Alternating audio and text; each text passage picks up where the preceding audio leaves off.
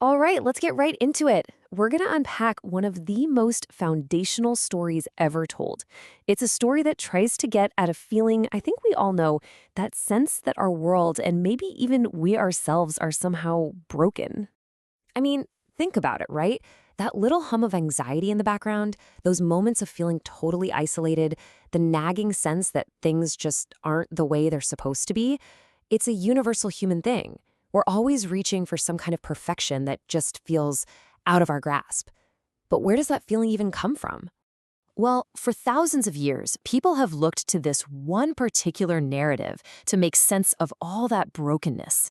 We know it as the story of the fall of man, and it offers a really powerful explanation for why we feel the way we do. Now, to really get what was lost, we have to first understand what was there at the very beginning. So let's start in a world of perfect harmony and trust, a place the story calls the Garden of Eden. You have to picture a state of being completely and totally alive. Adam and Eve, they're living in this perfect harmony with the world, with each other, and with God. There's no shame, no fear, and their whole relationship with their Creator is built on this foundation of just unbroken trust. And in this entire paradise, there was only one boundary, a single tree. And this one boundary is so important to understand. This wasn't just some random rule meant to hold them back. The story frames it as a chance, an opportunity for them to build their relationship with God on pure trust, to choose Him even when they didn't fully get the why behind it all. It was all about relationship, not regulation. And then, into this world of perfect trust, a new voice shows up. This is where the whole conflict kicks off, and it doesn't start with a roar. It starts with a whisper of mistrust. And this question is the weapon. See, the serpent, the bad guy in this story, he doesn't start with some big, obvious lie. No, he's way more subtle. He just plants this tiny seed of doubt. He takes what God said and just twists it, makes it a question, inviting Eve to rethink everything, to second-guess the goodness of the one who made her. And right here, you can see the core temptation just laid bare. The serpent completely flips the script on reality. God's protective boundary, he paints it as a rule meant to withhold something good. God as a loving father? Nope. Now he's a fearful ruler, afraid his own creation might get too powerful. And the whole idea that simple trust is enough, that gets replaced with a new, much more tempting idea, that what you really need is knowledge. So all of this builds to the absolute turning point of the entire story. And it's not just a choice about eating a piece of fruit. It's a full-blown crisis of belief. This is the heart of it, right here. Their choice wasn't just simple rebellion. It was born out of a deep mistrust. They bought the lie that God was holding out on them, that they could be like Him, but without Him. They decided He wasn't enough. And then comes the action itself. The story tells it so simply, but the consequences are just cosmic. She took some and ate it. She also gave some to her husband, and he ate it. And in that one quiet, simple moment, a world that was built entirely on trust was shattered. The fallout wasn't slow. It was immediate, and it was catastrophic.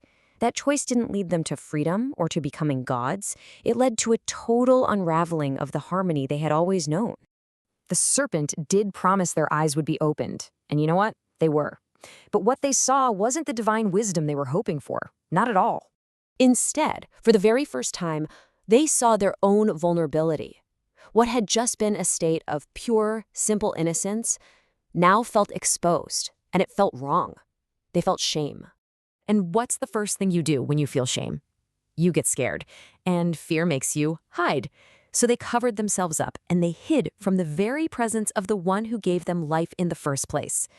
So when God comes walking in the garden, His first words are not some thunderous condemnation.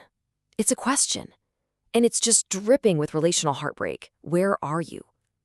And it's so clear from the story, He already knew where they were physically.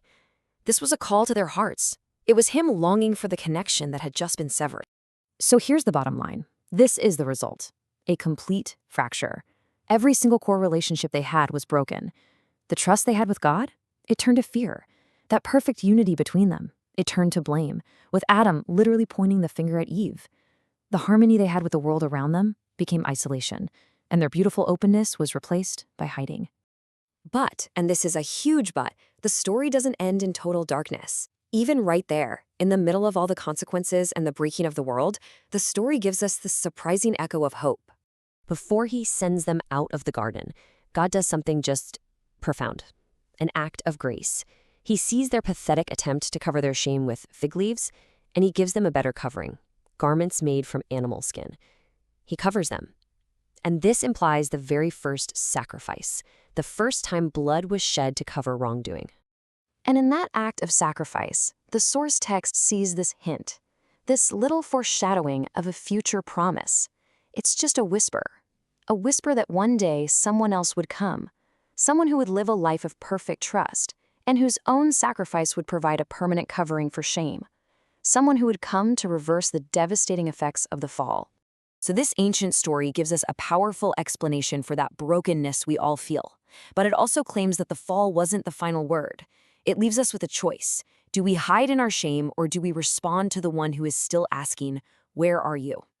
So the real question the story leaves us with is this: if that story didn't end in brokenness, where does your own story begin?